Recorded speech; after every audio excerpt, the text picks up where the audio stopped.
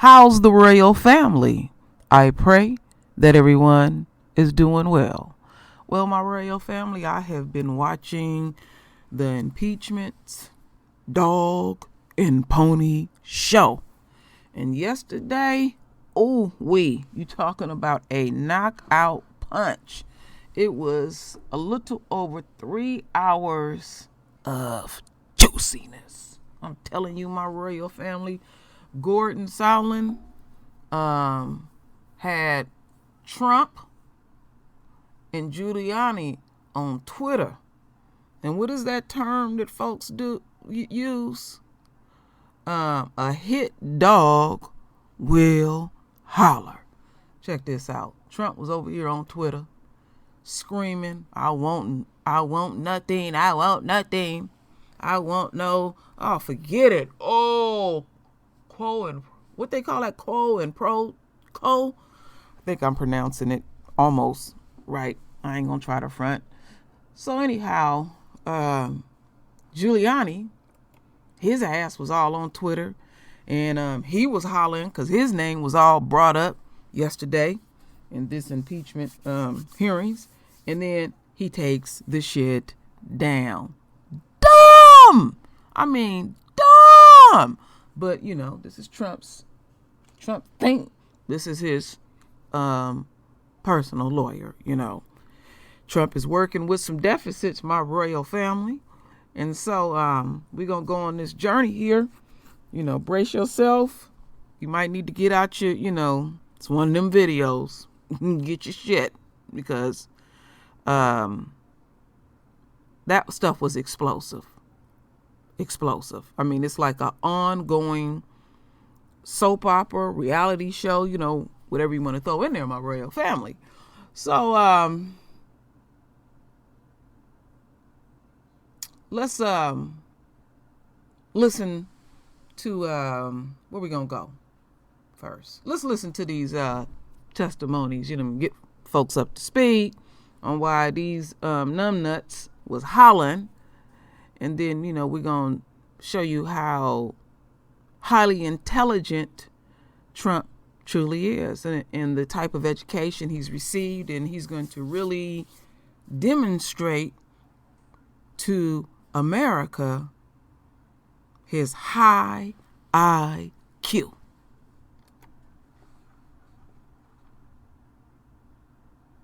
And thank you for joining us. President Trump's hand-picked ambassador to the European Union sent shockwaves across the U.S. Capitol today, changing his story and directly implicating the president in the pressure campaign against Ukraine.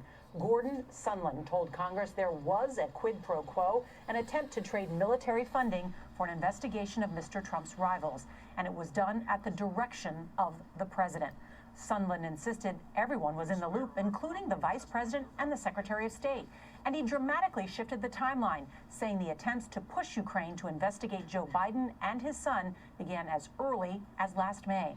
We have a team of correspondents covering today's dramatic developments, and we're going to begin tonight with Nancy Cordes at the Capitol. And Nancy, Sondland's testimony went further than many expected, right? It did, Nora, starting with that admission that he was part of something that he now considers improper. He did appear to throw the president something of a lifeline, downplaying all the times that other witnesses say Mr. Trump directly egged him on. Was there a quid pro quo? The answer is yes. Ambassador Sondland said he became a reluctant messenger this summer, relaying an ultimatum on the president's behalf. You informed Mr. Yermak that they would need to announce these investigations in order to get the aid, did you not? I likely did. Sondland said he came to understand that Ukraine's new president would not get a coveted White House meeting or crucial military aid unless he announced an investigation into Burisma, the company that employed the son of former Vice President Joe Biden. This is not President Trump's personal bank account he's writing a check from. This is $400 million of U.S. taxpayer money, is it not? Absolutely. And there was a logjam in which the president would not write that U.S. check, you believed, until Ukraine announced these two investigations the president wanted, correct? That was my belief. How did you know that? Who told you? Well, when the president says, talk to my personal attorney, and then Mr. Giuliani, as his personal attorney, makes certain requests or demands, we assume it's coming from the president. So the president never told you about any preconditions for the aid to be released? No. Still, he said knowledge of the scheme went all the way to the top, and that he kept Vice President Mike Pence, acting White House Chief of Staff Mick Mulvaney, Secretary of State Mike Pompeo, and others apprised of his efforts. Here is my exact quote from that email. I talked to Zelensky just now. He is prepared to receive POTUS's call. We'll assure him that he intends to run a fully transparent investigation and will turn over every stone. Everyone was in the loop. It was no secret. The hotel mogul can't be dismissed as a disgruntled bureaucrat or a never-Trumper. As a lifelong Republican, he donated $1 million to President Trump's inaugural committee, which helped him secure his diplomatic post. How many conversations with the President of the United States have you had? I don't want to give you a number. Is it less than 20? It's probably in that range. And yet he was notably vague today about the content of those calls. I don't recall. I don't recall who told me. You don't recall? I don't recall. That gave Republicans an opening. You really have no testimony today that ties President Trump to a scheme to withhold aid from Ukraine in exchange for these investigations. Other than my own presumption. Which is nothing. Democrats tried to refresh his memory. Holmes then said that he heard President Trump ask, quote, is he, meaning Zelensky, going to do the investigation? To which you replied, he's going to do it. Do you recall that? I probably said something to that effect. Who would benefit from an investigation of the Bidens? I assume President Trump would benefit. There we have it, see? Didn't hurt a bit, did it? Sondland's story has changed markedly over time. Today, he blamed that on the fact that he's been denied access to key documents and notes by the State Department. Democrats called that obstruction. The State Department, Nora, said it wasn't true. Nancy, thank you.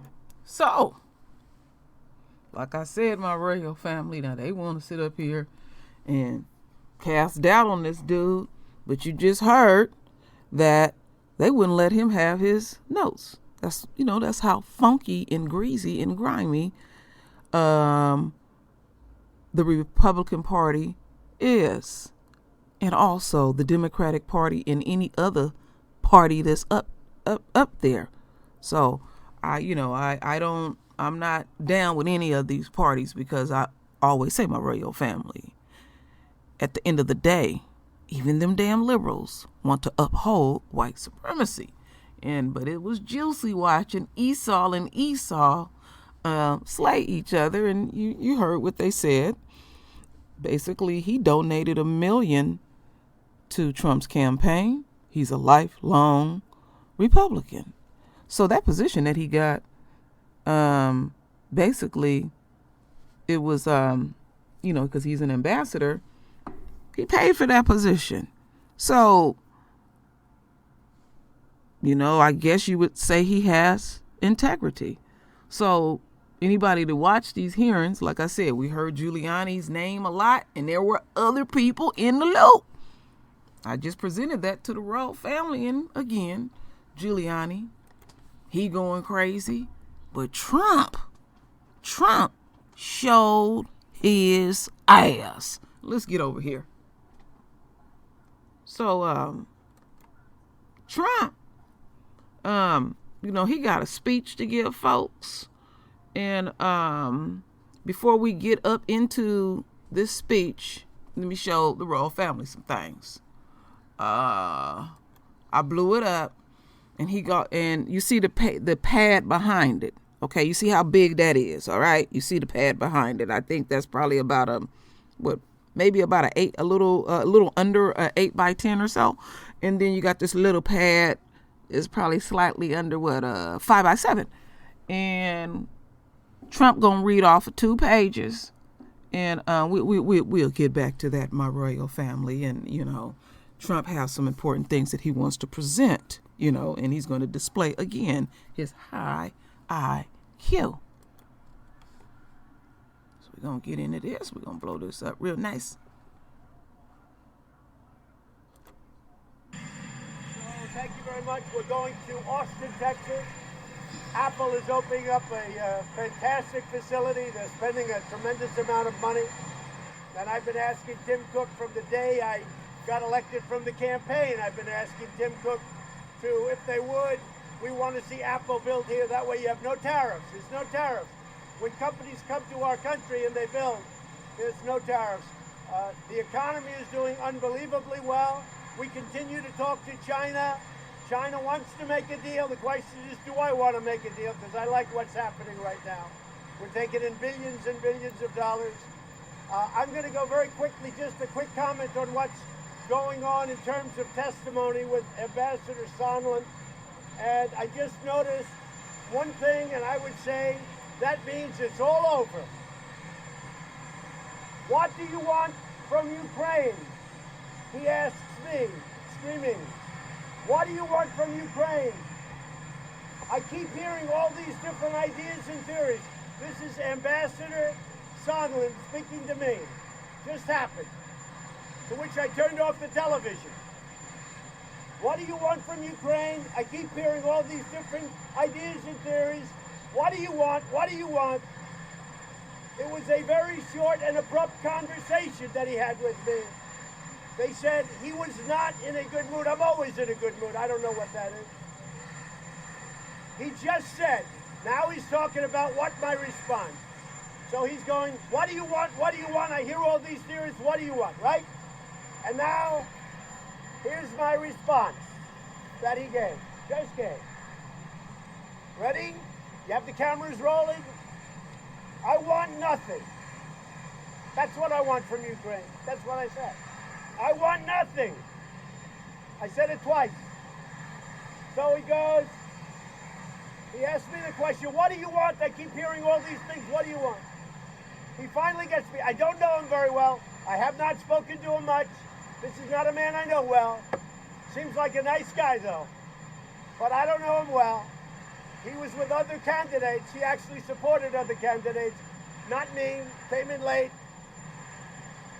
But here's my response. Now, if you weren't fake news, you'd cover it properly.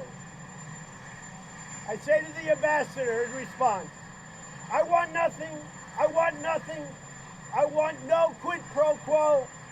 Tell Zelensky, President Zelensky, to do the right thing. So here's my answer. I want nothing.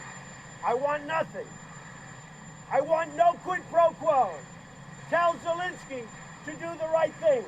Then he says, this is the final word from the President of the United States. I want nothing. Thank you, folks. Have a good time. I'm going to vote. Ooh, Trump, you dumb. Ooh, you dumb. But you know one thing, my royal family? Omarosa never did lie. When they had interviewed Omarosa, and she said that they discovered real quickly some things about Trump. Now, every morning when the president gets their day started, they get a briefing. And the briefing tells them things that's going on domestically and then things that's going on overseas. And Trump can barely read. And he didn't want to read none of that stuff. He don't want to, and you sit down with your staff and you go over the briefing. So Omarosa said, them briefings be kind of thick. She said that they had to start putting everything on one page in big letters. Did you hear what I said? One page on big letters. And you see what Trump got here. Now look at that. He spelled nothing with an A. But I guess that's his G. That's all I'm saying. Trump wrote this. This tell you a lot about him. He was displaying his high IQ. Oh my goodness, I have to stop for a second. Look above, my royal family. It says 17 cents. Thank you, Father. always. I just discovered that I have to acknowledge that, my royal family. Anybody that's new to the True Royal family or to True Royal, 17 in the word means overcoming the enemy in a complete victory.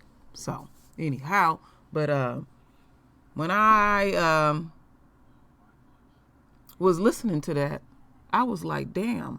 And Trump, one thing that I could truly say, Trump don't listen to his advisors at all. So yesterday was, if you want to go round for round so far, yesterday was a knockout punch. Trump really showed his ass. Him and his cockeyed ass partner. Where's his partner at? Yeah. And you gonna get on that Twitter and scream and holler, and then you get to thinking, oh, I better take it down. You can't do that in the world of social media. But let's not lose sight, my royal family. We in the retrograde phase. And during the retrograde phase, communication is always an issue. And this is how Trump was communicating on 2 pages. I mean, he really worked hard to put that together. You know what I'm saying? And, Trump, really, did they give you a big ass crayon? It's probably what they did. He probably wrote on it about 5 or 6 times till he could get it right. So I just wanted to do my due diligence, my royal family, and, display Trump's high IQ and everything. But at the end of the day, my royal family, when it comes to these impeachment hearings, I truly think nothing will happen. It's nothing more than a dog and pony show. And I think I've said this before, that the Democratic Party wants to seem like they strong and they about that life, and they ain't about shit. They the same as Trump. That is it, and that is all, my royal family. I really would like to hear the royal family's opinion about it. Have anybody been watching the hearings? Is there anything that I may have missed, did not cover? I was being very specific about that. And I mean, they had 2 other people testifying, and I mean, they solidified it too as well. But this dude right here, he's an enigma pretty much. Wait a minute, let's show this one. And so, that was a cold piece of work what the Republican parties did.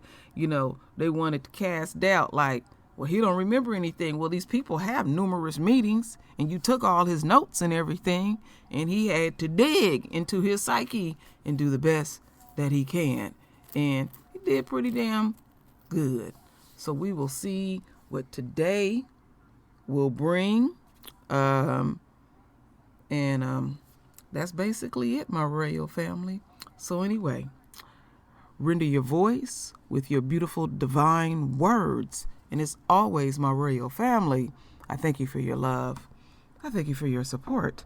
And with that said, Ashe.